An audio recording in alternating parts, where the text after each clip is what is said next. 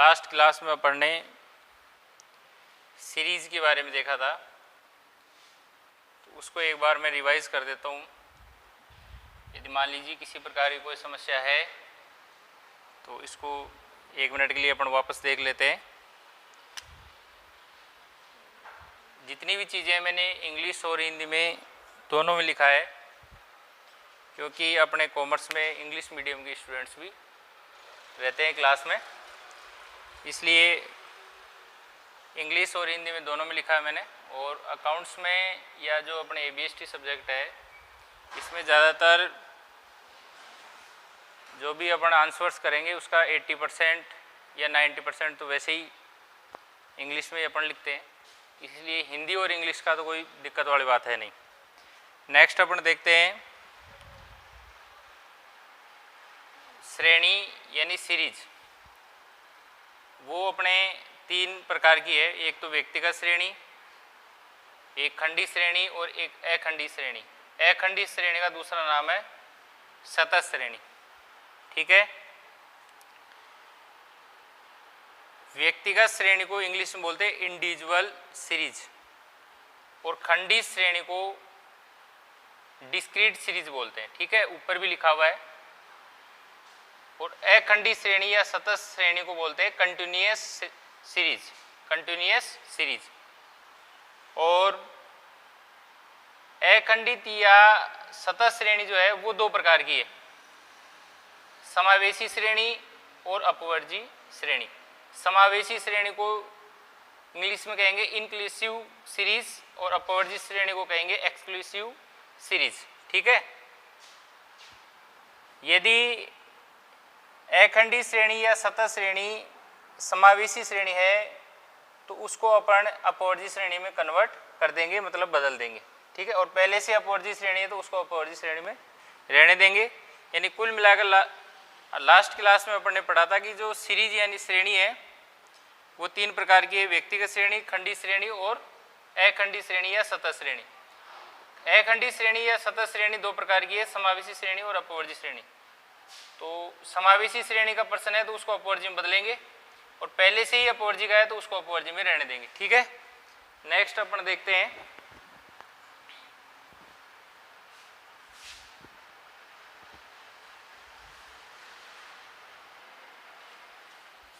अब नेक्स्ट आगे देखिए, नेक्स्ट स्टार्ट करते हैं अपन। ये पिछली क्लास का था, मैंने रिवाइज कर दिया है। अब अपन आगे कंटिन्यू करते हैं।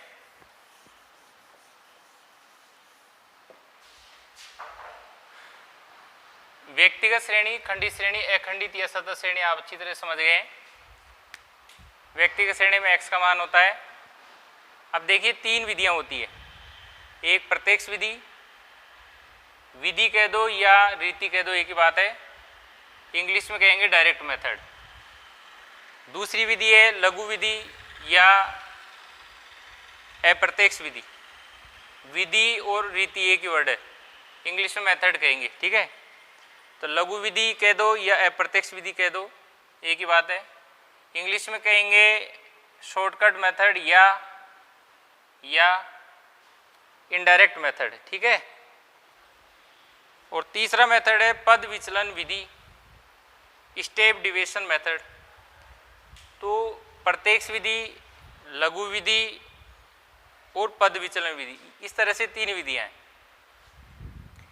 तो व्यक्तिगत श्रेणी में 3 विधियां हैं, तो खंडी श्रेणी में भी 3 विधियां हैं।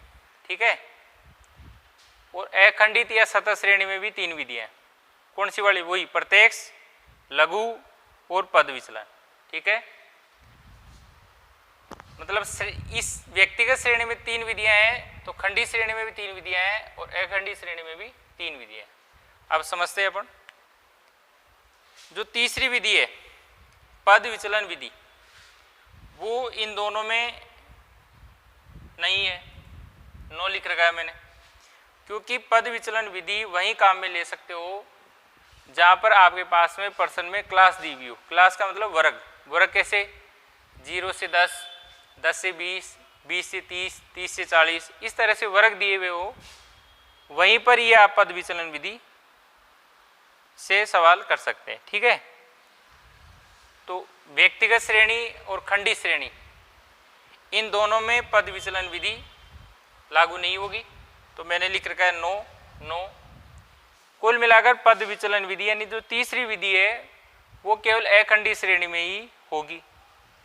बाकी जो दो विधियां हैं, प्रत्यक्ष विधि और लघु विधि, या कह सकते हो प्रत्यक्ष विधि और अप्रत्यक्ष विधि, क्योंकि लघु विधि का दूसरा नाम क्या है, अप्रत्यक्ष विधि। ठीक है, तो अपन ये समझते हैं प्रत्यक्ष विधि में x बार यानी समांतर माध्य का सूत्र है सिग्मा x बटा n।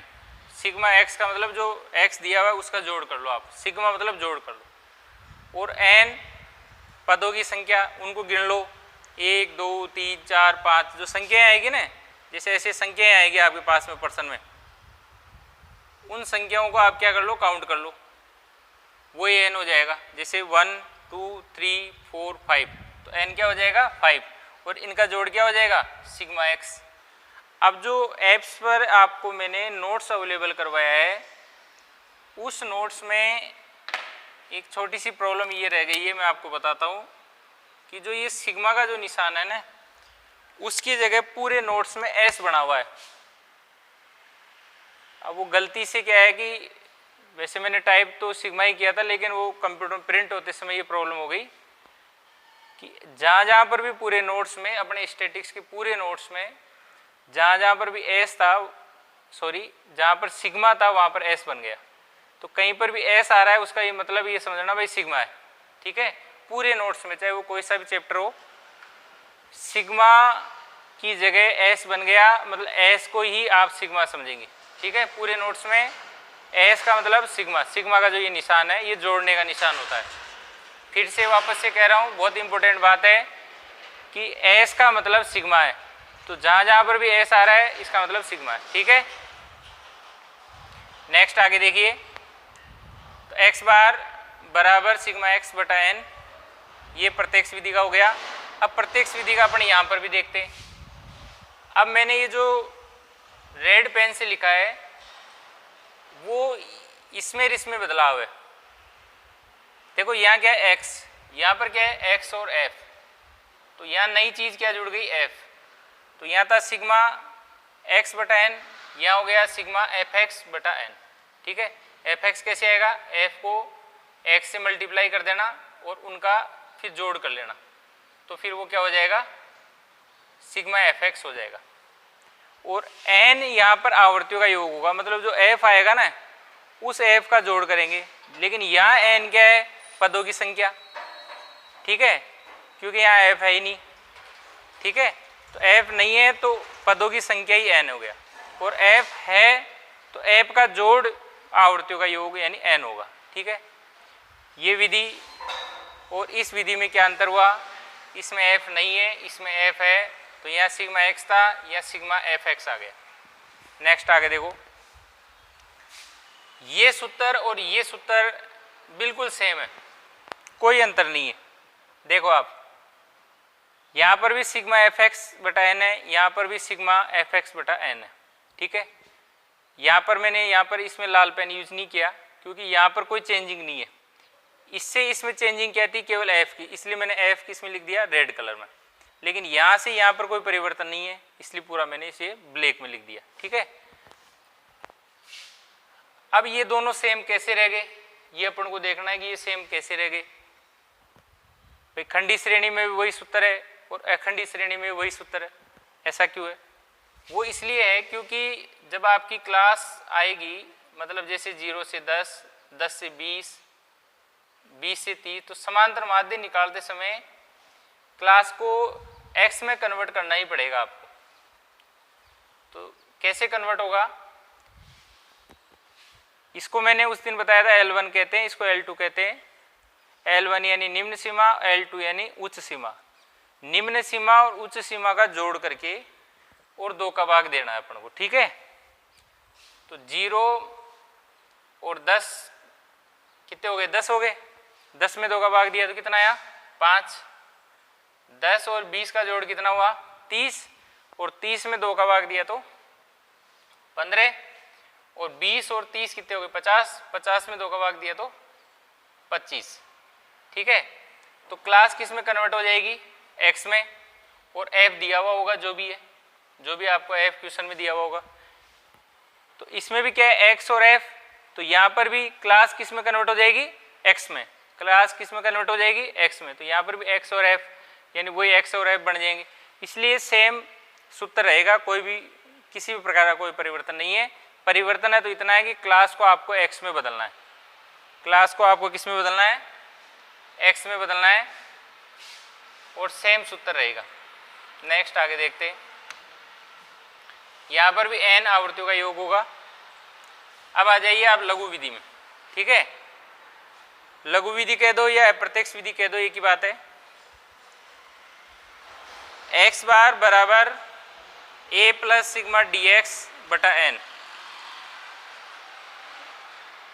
a क्या है, कल्पित माध्य। ठीक है, अब कल्पित माध्य कैसे होता है उसको समझो आप।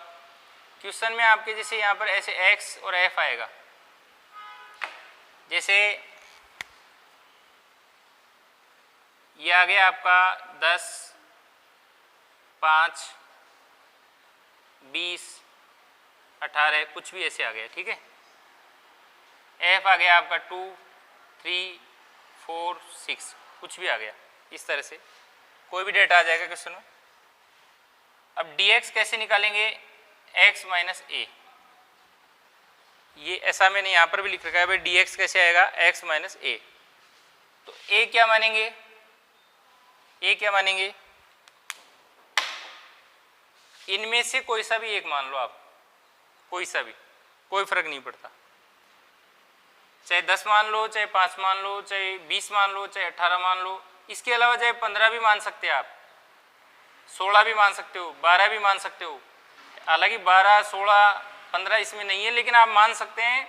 उत्तर में किसी प्रकार का कोई परिवर्तन नहीं होगा, आप आराम से मान सकते हैं। फिलहाल जैसे मान लीजिए अपन मान लेते हैं 10 मान लेते हैं या 5 मान लेते हैं, कुछ भी मान लो। जैसे मान लीजिए मैंने 5 मान लिया ए। मैं क्लियर कर रहा हूँ, बार बार कह रहा हूँ इस चीज़ को कि जो x में से जो a मानना है वो आप कुछ भी मान सकते हैं।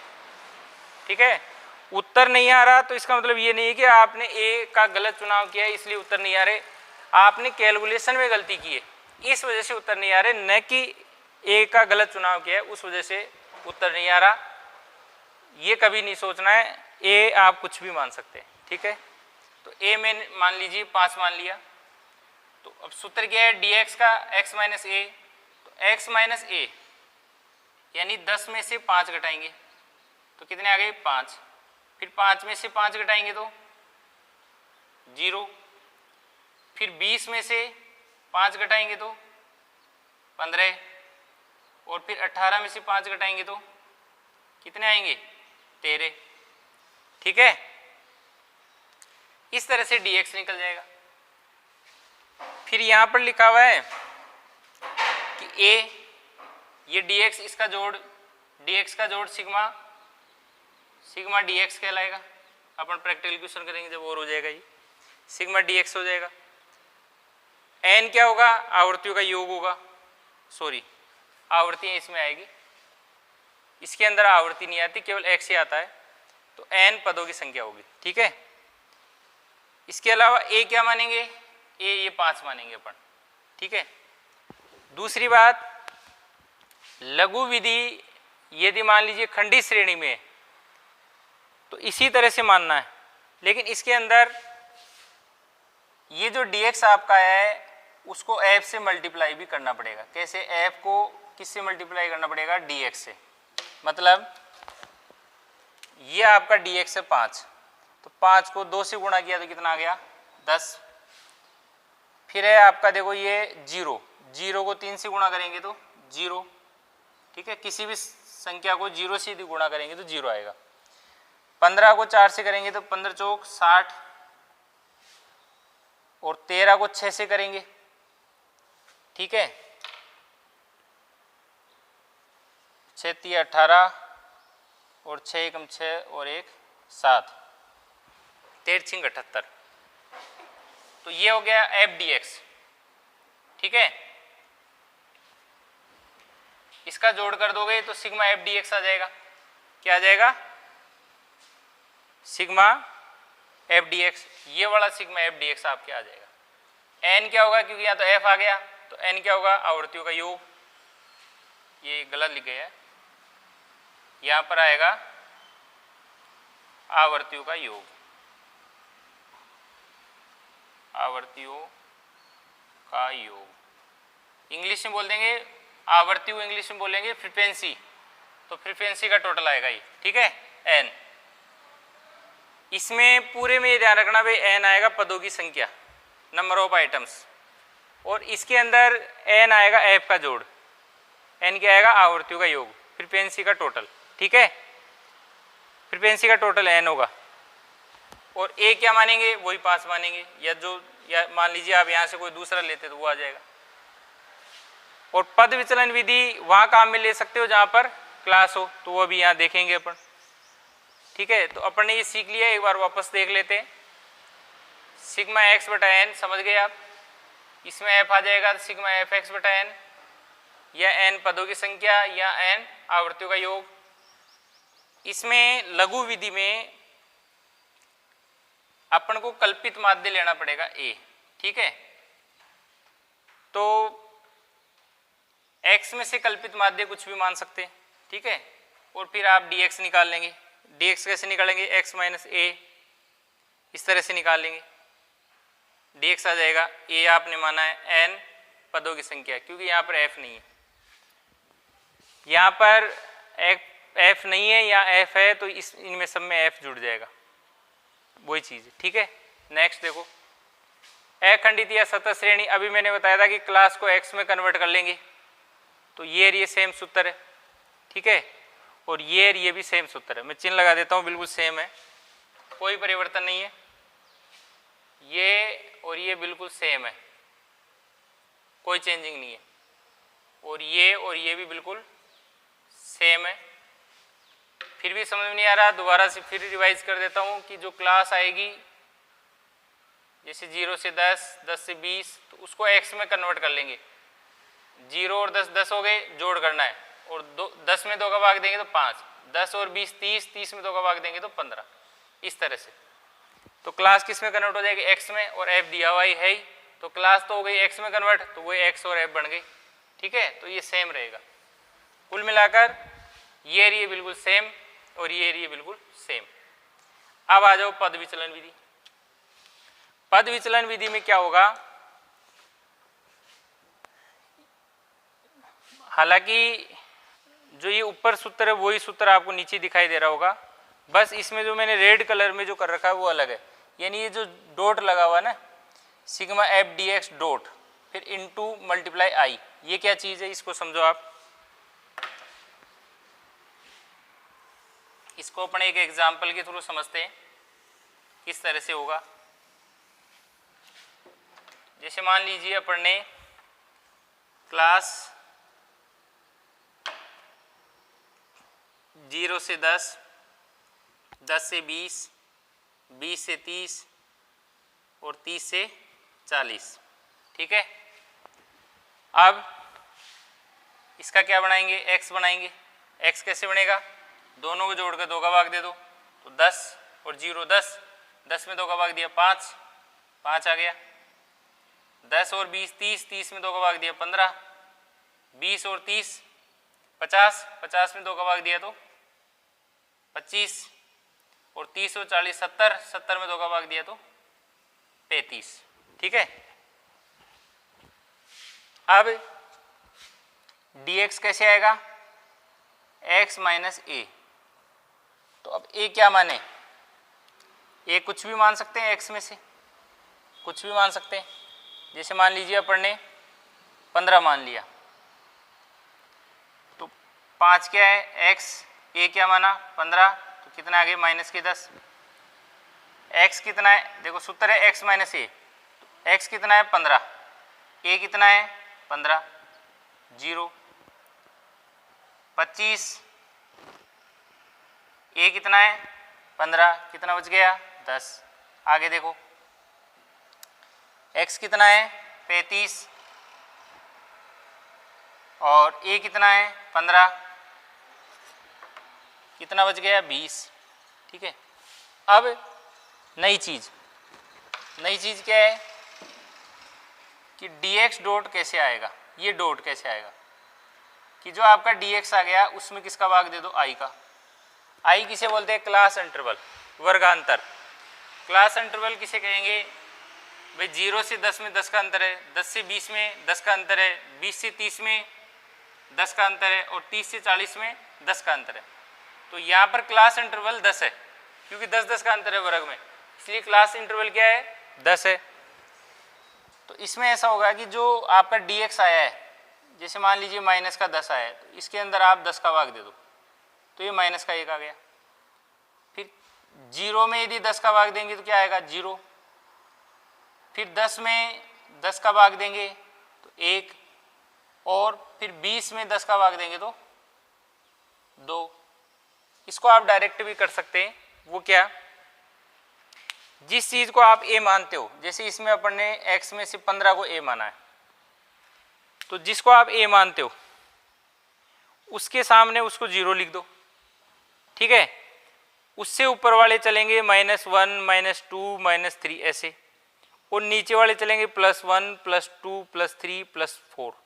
मतलब डायरेक्ट यदि करना हो तो इसका तरीका यही कि जिसको आप a मानते हो, अज्यूमिंग मीन कल्पित माध्य, जिसको a मानते हो उसको 0 लिख दो, उससे ऊपर -1, -2, -3, नीचे +1, +2, +3, +4 जो भी है इस तरह से रहेगा। ठीक है, तो ये आपने सीख लिया किस तरह से ये निकलेगा।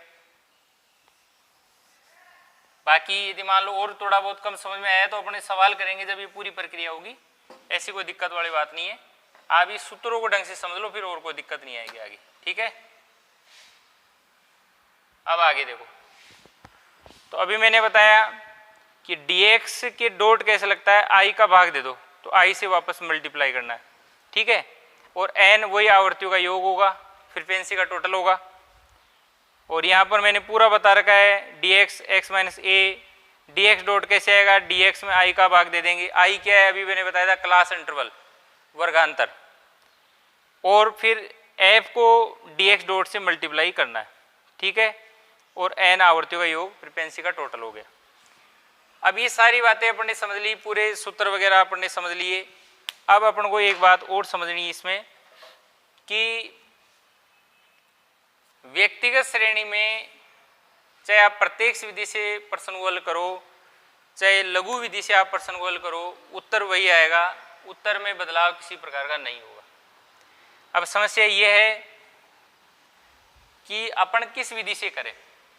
ठीक है, तो अपने परीक्षा में क्या है कि 20 नंबर का प्रश्न आता है सीधा, 20 नंबर के अपन को 5 प्रश्न करने हैं। तो सीधी सी बात है 20 नंबर का प्रश्न अपन को करना है तो उसका उत्तर बड़ा ही होना चाहिए। ठीक है, तो बड़ा करने के लिए सीधी सी बात है कि इससे प्रत्यक्ष विधि से आप प्रश्न को हल करेंगे तो उत्तर छोटा होगा, और लघु विधि से यदि प्रश्न को हल करेंगे थोड़ा उत्तर बड़ा होगा। तो उत्तर बड़ा हो जाए ताकि अपन को 20 नंबर में से अधिक नंबर मिल सके, इसलिए अपन को लघु विधि से करना है व्यक्तिगत श्रेणी में, यदि प्रश्न में कुछ भी नहीं किया तो। लेकिन फिर दोबारा कह रहा हूँ, चाहे प्रत्यक्ष विधि से करो या लघु या प्रत्यक्ष विधि जो भी है, चाहे इस विधि से करें चाहे इस विधि से करें, उत्तर वही आएगा, बिल्कुल सेम आएगा। यानी विधि बदलने से उत्तर नहीं बदलेगा, विधि बदलने से उत्तर नहीं बदलेगा। प्रश्न में कहे कि आपको प्रत्यक्ष विधि से करना है तो प्रत्यक्ष से ही करना है, प्रश्न में कहे लघु विधि से करना है तो लघु विधि से करना है, प्रश्न में कुछ भी नहीं कहे तो लघु विधि से करना है। क्यों करना है, क्योंकि उत्तर को अपन को बड़ा करना है। ठीक है, 20 नंबर का क्वेश्चन आता है, उत्तर बड़ा चाहिए अपन को। नेक्स्ट, खंडी श्रेणी में चाहे प्रत्यक्ष विधि से करो चाहे लघु विधि से करो, उत्तर एक ही आएगा, चाहे प्रत्यक्ष से करो चाहे लघु से करो। तो क्या करना है, प्रश्न में इसके लिए बोले तो इससे करना है, इसके लिए बोले तो इससे करना है अपन को, कुछ भी नहीं बोले तो अपन को फिर लघु विधि से करना है। क्यों करना है लघु विधि से, क्योंकि लघु विधि से उत्तर बड़ा हो जाएगा। ठीक है, अखंडी श्रेणी में देखो प्रत्यक्ष विधि है, लघु विधि है और पद विचलन विधि है। प्रश्न बोले प्रत्यक्ष विधि से करना है तो प्रत्यक्ष से कर दो, प्रश्न में कहे लघु विधि से करना है तो लघु से कर दो, प्रश्न में कहे पद विचलन से करना है तो पद विचलन से कर दो। प्रश्न जो बोले वैसे कर दो, पहली चीज तो ये। दूसरी चीज ये, कुछ भी नहीं बोले तो उस विधि से करना है जिससे उत्तर आपका बड़ा हो जाए, क्योंकि फिर दोबारा कह रहा हूँ एक प्रश्न 20 नंबर का आएगा, तो 20 नंबर में 20 में से 20 या 19 18 अपन को जब भी मिलेंगे जब अपना उत्तर थोड़ा बड़ा हो, ठीक है। इस वजह से अपन को यहाँ पर इस विधि से इस विधि का उत्तर इससे बड़ा होगा, इस विधि से इस विधि का उत्तर और बड़ा होगा। तो अखंडित या सतत श्रेणी में आपको इस विधि से करना है परीक्षा में, जब तक कुछ भी नहीं कहे। फिर कह रहा हूँ विधि का नाम ले लिया तो उसी विधि से करना पड़ेगा, विधि का नाम नहीं ले तो उस विधि से करना है जिससे उत्तर बड़ा हो जाए। तो अखंडित श्रेणी में तो पद विचलन विधि से सबसे बड़ा उत्तर होगा, तो इससे करना है। खंडी श्रेणी में लघु विधि से करना है, क्योंकि पद विचलन विधि होती ही नहीं है। पद विचलन विधि कहाँ आती है? जहाँ पर आई हो, क्लास इंटरवल हो, क्लास इंटरवल किसे 0 से 10, 10 से 20, 20 से 30, वो चीज़ हो, और वो चीज़ केवल अखंडी श्रेणी में ही होती है। तो आप खंडी श्रेणी में लघु विधि से करेंगे सूचना के भाव में, क्वेश्चन में इंफॉर्मेशन साइलेंट हो तो, और व्यक्तिगत श्रेणी में आप लघु विधि से करेंगे। तो मैं चिन्ह लगा देता हूँ, सूचना के भाव में आप इस विधि से करेंगे, इससे करेंगे और इससे करेंगे। और प्रश्न में बोल दे, विधि का नाम दे दे तो उससे ही करना है आपको, कुछ भी नहीं बोले तो इनसे करना है, क्योंकि इनसे उत्तर बड़ा होगा, ठीक है। और लास्ट में, हालांकि मैं बता चुका हूं लेकिन वापस से बता रहा हूं, विधि बदलने से उत्तर नहीं बदलेगा। व्यक्तिगत श्रेणी में चाहे इससे करे चाहे इससे करे, उत्तर वही आएगा। खंडी श्रेणी में दोनों में से किसी विधि से करो, उत्तर वही आएगा।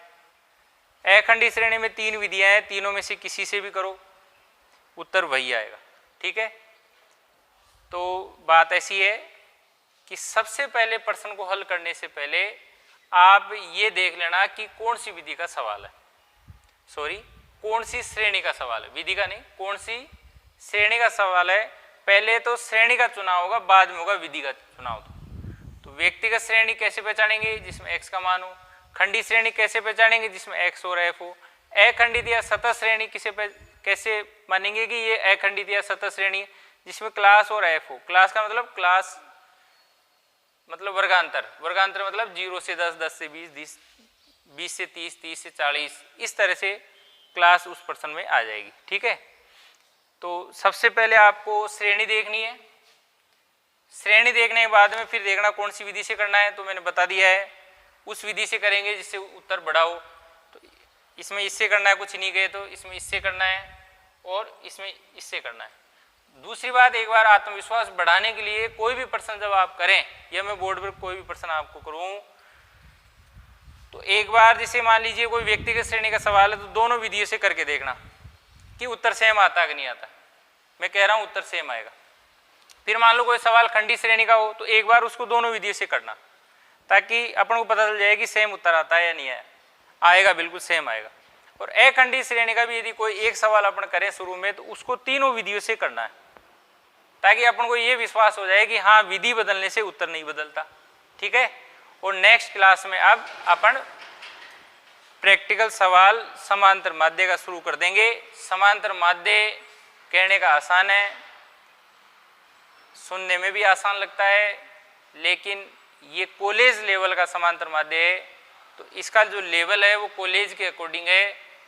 मतलब आवृत्तियाँ भी अज्ञात हो जाएगी, वर्ग है वो भी असमान मिलेंगे, और काफ़ी सारी प्रॉब्लम्स उस क्वेश्चन में रहेगी। तो पहले तो अपन को क्वेश्चन को ठीक करना पड़ेगा, उसके बाद में उसको सोल्व करना पड़ेगा। कुल मिलाकर ये एक 10वीं के लेवल का लगता है कि अपन को समांतर माध्य एक तरह से बहुत इजी चीज़ है, लेकिन इतना आसान नहीं समझे आप। ये कॉलेज के लेवल पर एक जटिलता के रूप में अपने चैप्टर में दिया हुआ है। इसको अपन बहुत ध्यान से समझेंगे, जब ही आपके समझ में आएगा। रेगुलर पढ़ेंगे तो समझ में आएगा। उम्मीद करता हूँ कि आप किताब या बुक्स जो है वो परचेज कर लिए होंगे और आपके पास होगी। कैलकुलेटर भी आपके पास होना चाहिए। Thank you.